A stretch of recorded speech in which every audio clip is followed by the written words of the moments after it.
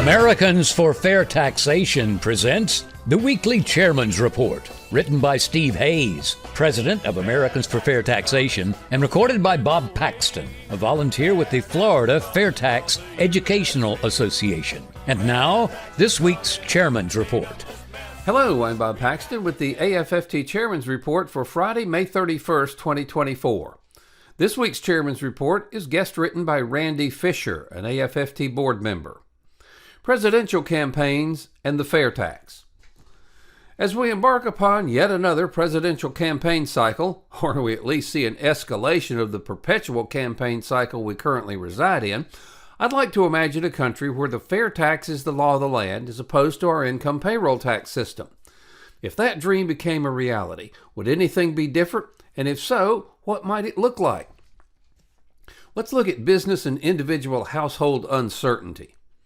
An email I saw this morning from the AICPA was entitled, "Prepare Large Estates for the TCJA," that's the Tax Cuts and Jobs Act, sunset now. The fact is that with the income tax, businesses and individuals are in a perpetual state of uncertainty given the reality that as administrations change, so do the tax rules and regulations that affect us. Businesses will often postpone or outright cancel significant capital projects and endeavors because of income tax legislation changes. The ideal should be that accounting and tax regulation should follow how businesses evolve rather than the opposite, where in our current system, companies are making business-altering decisions based on arbitrary and ever-changing tax regulations. Class warfare. Our modern presidential campaign cycle just wouldn't be the same without a healthy dose of pitting one American against another.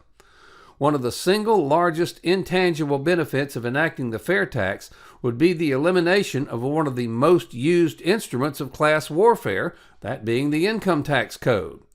We constantly hear things like, if only the rich would pay their fair share, the country would thrive. Yeah. Well, the ugly human tendency to envy our neighbor's success, possessions, and status is used brilliantly against us in every single campaign cycle. While our human tendency to envy, which is one of the 7 deadly sins, that will undoubtedly continue to be part of the human DNA, the FAIRtax would at least cause those who would pit us against one another to have to find a new avenue to exploit our envious nature. Economic growth. Current polling shows that the economy and inflation are 2 of the largest issues that voters are thinking about this cycle. Think of the benefits of campaigning on the FAIRtax. I can see the speeches now. No more IRS or its $12 billion annual budget. No more income tax returns. No more saving receipts in a shoebox all year. No more regressive payroll taxes that hit the working class the hardest. However, the real FAIRtax benefit that a shrewd politician would seize upon is the massive economic growth that PhDs and world-renowned economists all agree on. These analyses show that real GDP, job growth, wages, purchasing power, domestic investment, capital stock, and even consumption all increase over the long term with the FAIRtax. Illegal immigration. Another campaign issue this cycle is our southern border, and most people from all over the world illegally entering the U.S. at unprecedented rates. Now, one of the most elegant features of the FAIRtax is its inherent effect on illegal immigration. The FAIRtax prebate from the family consumption allowance, where the tax paid on life's basic necessities is refunded to us, only applies to legal U.S. residents, meaning that those in the U.S. illegally would not only be deprived of this benefit, but would in effect be paying more of the U.S. federal tax burden than the average citizen. What a concept! We'd go from the preponderance of people currently residing in the U.S. illegally who do not file a 1040 tax return and pay zero into the U.S. Treasury. We'd go to a system where anyone here illegally would not only pay federal tax on their consumption, but they'd pay significantly more than legal residents. We'd go from no share to beyond fair share. This is the elegance where our policy would encourage legal immigration, and by the way, with the economy booming as indicated in the preceding paragraph, we'll need all the legal immigrants we can take in to meet the demand of a diverse, vibrant U.S. economy. When I consider the topics above, the FAIRtax would be a winning campaign strategy. Our hope for our country's future, however, would be that the glorious day after FAIRtax enactment, where many of the campaign issues above would melt away into the annals of history and the income tax is thrown on the scrap heap of history. Let's just make this hope a reality. In conclusion, Randy clearly shows the benefits of the FAIRtax and why it's a winning strategy with the public. The choice is easy.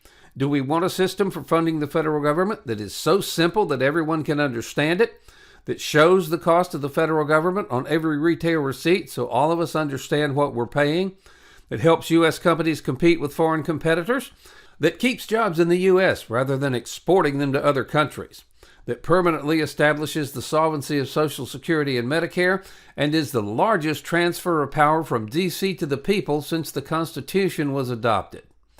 Now, D.C. is ignoring the one real solution that allows us to remain citizens and not subjects: the FAIRtax. The FAIRtax is simple, non-invasive, but most of all, it works. The solution? Pass the FAIRtax. Now, why would D.C. pass the FAIRtax and give up an almost unlimited source of donations? Well, they won't, at least not voluntarily. The only way they will be if the rest of us demand it.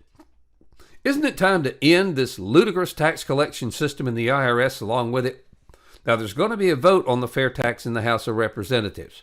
We now have the opportunity to force all members of the House to show where they stand. They can vote for the President Income Payroll Tax System, or they can vote for the FAIRtax. They can support the corrupt income tax in the IRS, or they can vote to eliminate it. It can't be any simpler than that. They can continue to hide the true cost of their government, or they can pass the FAIRtax and show everyone the true cost of government on every retail receipt. And finally, they can support the largest transfer of power from government to the people, the FAIRtax, or they can vote against it. Now, if members think the FAIRtax needs to be amended to address a problem, they can propose the change.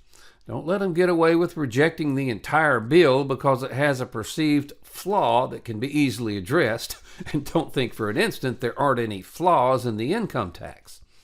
Help us bring about real tax reform and stop future IRS abuses. By contributing or investing $10.40 a month, you help provide a financial base to Americans for fair taxation.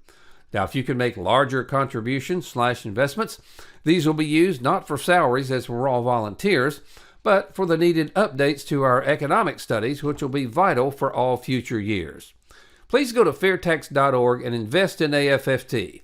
Help us pass the FAIRtax. It's an investment in your and your family's future.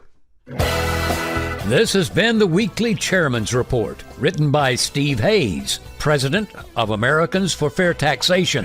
Check back every week for news and information about the FAIRtax, and learn why the FAIRtax should replace our antiquated federal income tax system. If you'd like to receive a copy of the Chairman's Report in your inbox every week, sign up at FAIRtax.org.